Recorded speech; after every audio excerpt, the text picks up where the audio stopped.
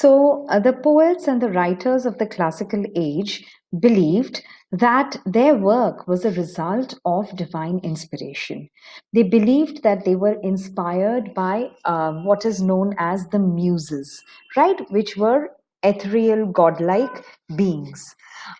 Poetry, they believed the intention and the objective of poetry was to impart moral wisdom and guidance for practical living. So it had a humanitarian purpose. It was very humanistic in its approach.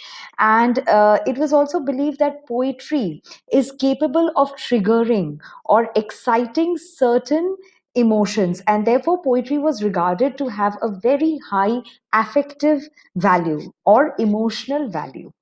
And poetry was believed to good poetry was that which was capable of instructing and entertaining both. So the purpose of poetry was didactic, that is to teach like a moral or how to lead a better life or how to lead a more virtuous existence. And at the same time, poetry was also expected to have those factors that would make it pleasurable and entertaining.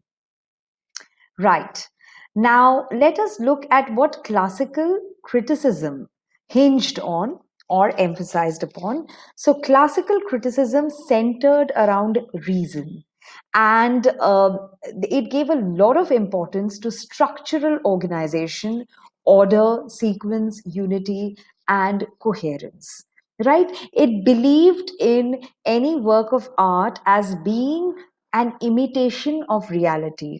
And if you look at this sculpture from the Greco-Roman period, which is to the right of your slide, you will you will realize what I'm trying to say. If you look at the sculpture, it is not impressionistic; it's very realistic.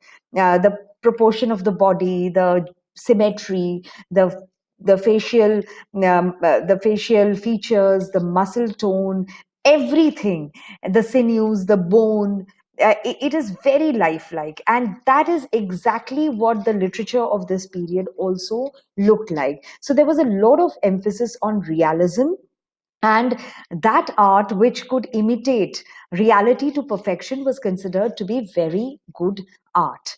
And classical criticism, in fact, evaluated a writer on the basis of their ability to reinforce and ideals and present moral examples to improve human behavior. So classical criticism per se gave a lot of importance to the didactic element or the instructional potential of a work of art in the classical age, that to what extent was there a moral takeaway, or to what extent did the literary text espouse a more virtuous existence or an existence which was exalted, free of vices. So it was that kind of an evaluation.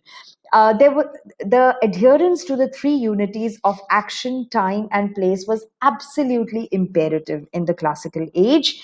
But gradually, towards the later period, poetry started being considered as inferior to oratory, philosophy, and rhetoric. And this happened especially after Plato launched his full on attack on poetry and on poets, as not knowing what they were writing because they were divinely inspired. So he used their own kind of premise against them. Now, classical criticism also advocated a grand and lofty style, theme, and decorum. And some of the leading critics of this period were Plato, Aristotle, Longinus, and Horace.